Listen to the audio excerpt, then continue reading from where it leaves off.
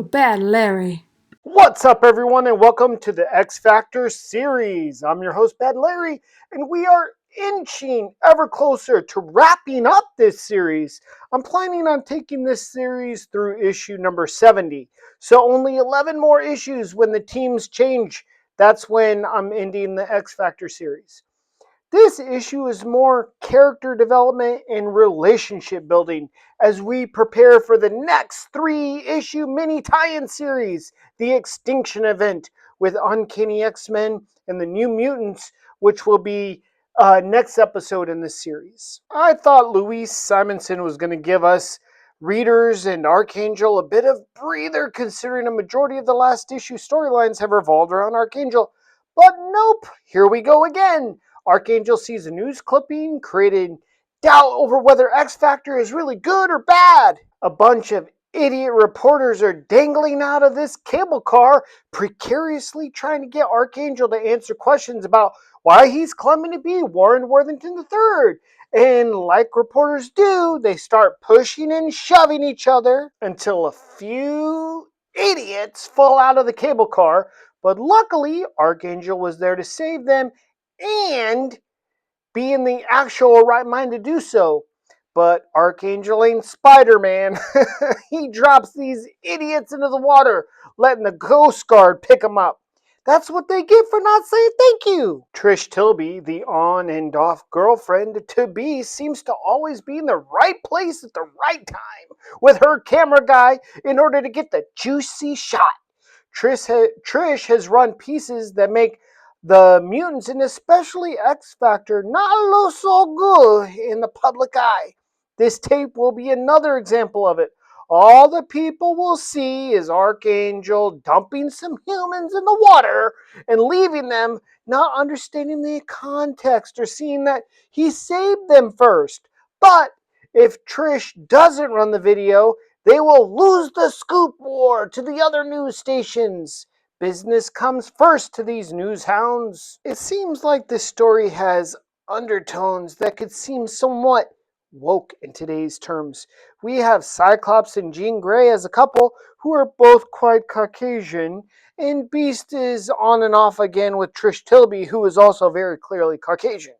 So this effort in this issue to build these romances between Archangel and Officer Jones, and then Iceman and Opal, trying to build these biracial relationships instead of giving us readers an action-packed superhero story, it just seems unnecessary and a little boring. Archangel, out of the blue, decides he's going to go visit Officer Jones at her apartment, tapping on the glass instead of knocking on the door like a regular person. And what is the deal here? Are we to expect Archangel to start this relationship with Officer Jones, be some sort of stepdaddy to this little boy, all the while trying to be a very public superhero figure? Louise Simonson knew the reader would question why Archangel went to the window and not the door, but her reasoning is that Archangel said it seemed wiser. Wiser? No, weirder. Wisdom is knowing people enter through the door, not the window. Psh, wiser. We have a bit of racial tension. The grandma talking about the white man. The boy noticing Archangel is now a blue man. There's too much emphasis on race, and for what purpose here? Beast is testing out baby Nathan Christopher's power levels, and his force field is quite formidable even as a little toddler. Because he is part of Jean Grey's DNA, the force field is telekinesis based and powerful enough to totally disregard Jean Grey's telekinesis totally. It is tough switching artists in a series, as this artist of this issue, Terry Shoemaker, is depicting the baby Nathan Christopher as about 3 to 4 years old when he should be more of a baby. Not even a toddler, but what you gonna do? It's endearing, though, to see him like this with Jean and Scott like a little family, knowing he will grow up to be Cable and a hard ass later in life. Iceman sets off to have a date with his part Japanese girlfriend. Yes, girlfriend, Opal, and tells Beast to go and make up with Trish Tilby. Don't be so hard on her. This page and part of Jean and Scott's relationship is confounding. Jean clearly loves Scott, but says she'd rather die than marry him.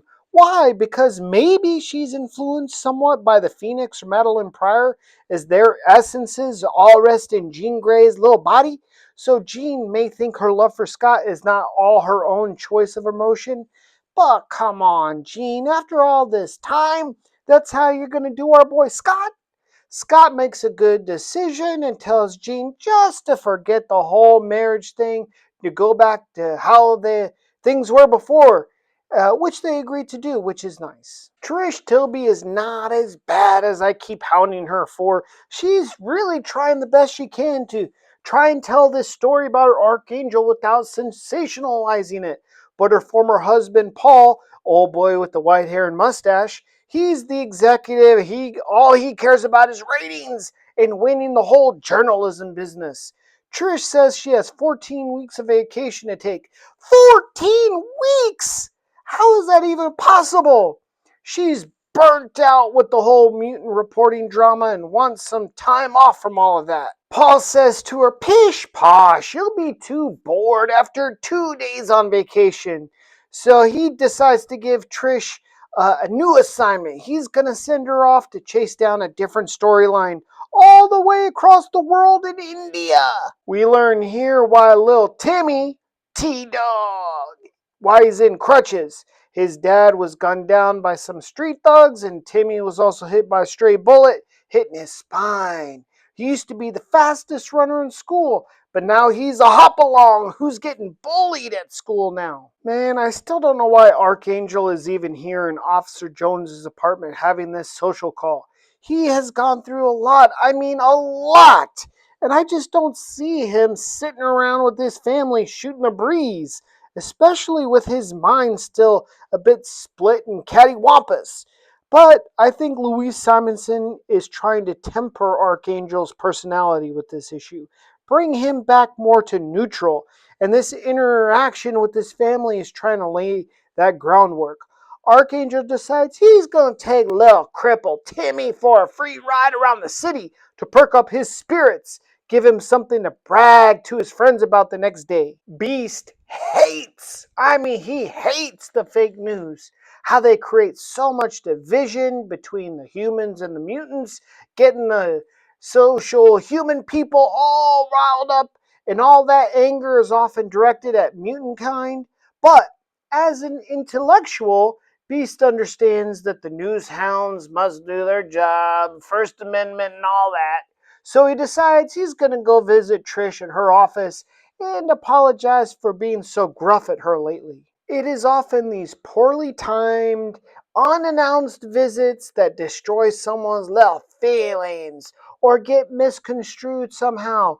B sees Trish give Paul a little kiss on the cheek. It is totally innocuous, but Beast blows it all out of proportion and goes to Sad Sack Town. Oh, Trish is better off with him than me. Woe is me. Poor blue gorilla man can't find love. Boo hoo hoo. Archangel decides to give Officer Jones a free lift to her shift at the police station. She says that before she was a cop, she was an EMT helping the thug types who were shooting each other up in the streets. But when her husband was killed and her son shot in the back, getting caught in the middle of a gang war, she decided to stop helping these thugs and became a cop to try and get them off the streets for good.